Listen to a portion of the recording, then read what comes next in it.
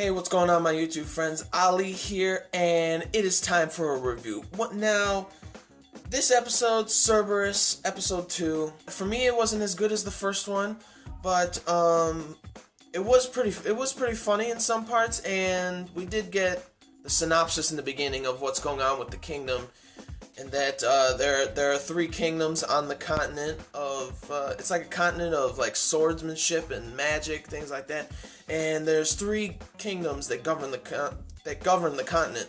And if one of them were ever to like fall or have any turmoil, like civil war, the entire continent would go into war. It would be ridiculous. And also, out of the shadows comes this dragon. This evil dragon appears from the shadows. His name is Dagonzot. And he comes out, and he comes out to scorch the land and to bring like poverty and stuff. And he comes up, and Hero's mom and dad, with 100 other mages, decide to try to seal the dragon. And I guess they couldn't do it in any of the kingdoms or something because of contracts and things like that. They don't want another kingdom to be in some like turmoil, war kind of thing of sealing the dragon. So they decide to seal the dragon at some kind of this barren zone. I believe it's called the barren zone, where I don't think like anybody has that territory at all. And the Hero's dad, Lord Barrow, he used his mother as bait to lure the dragon there, and then they tried to seal him. It didn't work, obviously, and everybody got annihilated, like disappeared. Because of the dragon's dark flames, the dark flames not only burn the humans, but they burn the souls of everybody that gets hit by them. And the only people who survived were Hero and his bodyguard. So Hero and his bodyguard Giru were the only ones left, the only ones that survived. And Giru takes him under his wing, takes Hero under his wing to teach him swordsmanship, because Hero wants to exact revenge on the dragon. But as you can see, like the first episode and partially of the second one, that somehow him and Hero and Dagonzot's hearts or something, they're connected with each other because of the 2 marks that are on their body. So this episode starts out from the previous one about Dagonzot. He comes out of the shadows out of nowhere, and for some reason he comes out of nowhere and looks like he's about to destroy things, and then everybody was shooting arrows at the dragon. Some of the arrows were going to hit Hero, and the dragon protects Hero.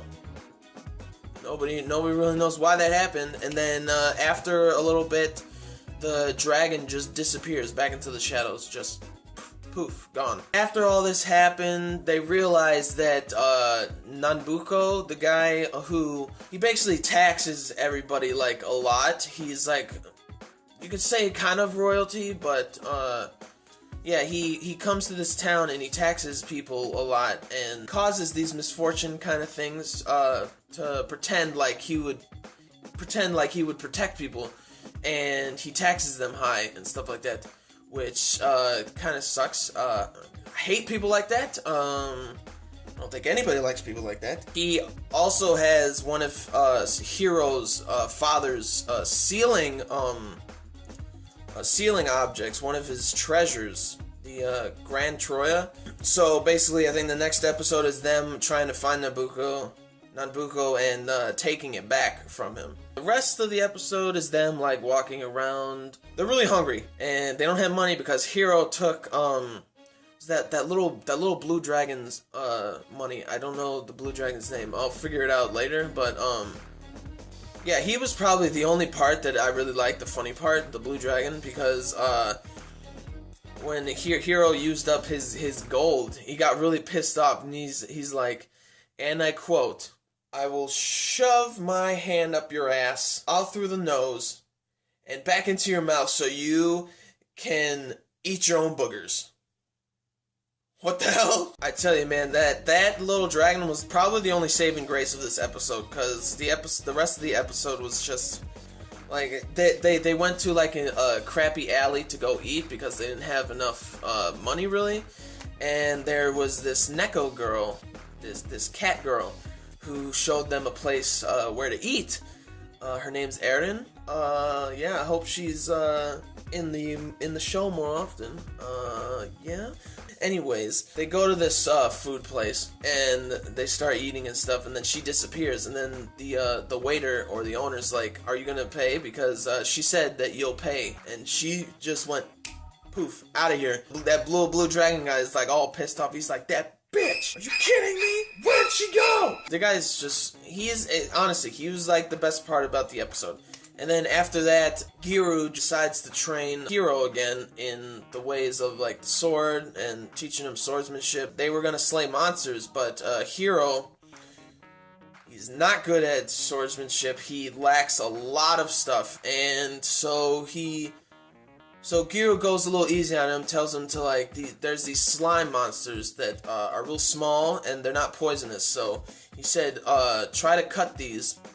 But I must warn you, they're really fast, and Hiro understands that when it splats on his face, like that. He's dealing with that shit, and then Giru decides to go hunt, like, real monsters. The blue dragon has, like, this really dumbfounded face. What the f- Telling Giru that this kid has no swordsmanship skills whatsoever. He's complete crap, like, complete shit. And I thought that was really funny. So the blue dragon guy is just sitting there, just watching Hiro, and then Hiro's like, "Is there any other place where I can get like more money? We won't get more money like this." And then all of a sudden you see something going back and forth in the desert, right behind the little dragon guy. And Hiro looks and he's like, "What about a sand dragon?" And then he's like, "Well, yeah, you can. The fangs are really expensive. You can get a lot of money for them and stuff." So then Hiro runs after the blue dragon. He's like, "No, not me, what the hell are you doing?" And then he realizes there's a sand dragon that came out of the sand behind the blue dragon. He's like, "Maybe I'll take this guy out." Didn't do shit. I'm surprised the sword didn't like completely shatter or something, but yeah, the dragon's right there or whatever. And then all of a sudden the sand dragon opens his mouth and some girl comes out. Okay. She says thank you to the sand dragon. Sand dragon leaves, and she stares at Hiro, and then runs up to him and just like presses like on his chest, just like. And then she's like, your heartbeat is like really pretty. That's what she said. She's like just caressing his chest. That like surprised me. I'm excited to know who she is, but yeah, that's what happened at the end of the episode. I give this episode a 6 out of 10. 5.5, 6 out of 10, because it really wasn't good. The animation was not good. So, like the video if you did. Comment down below what you thought of the episode. And subscribe to my channel for more reviews, vlogs, unboxings, live reaction videos, things like that. So, gentlemen, stay classy. Ladies, stay sassy. But most importantly, everybody gotta stay nasty. Peace and love. And I'll see you all later.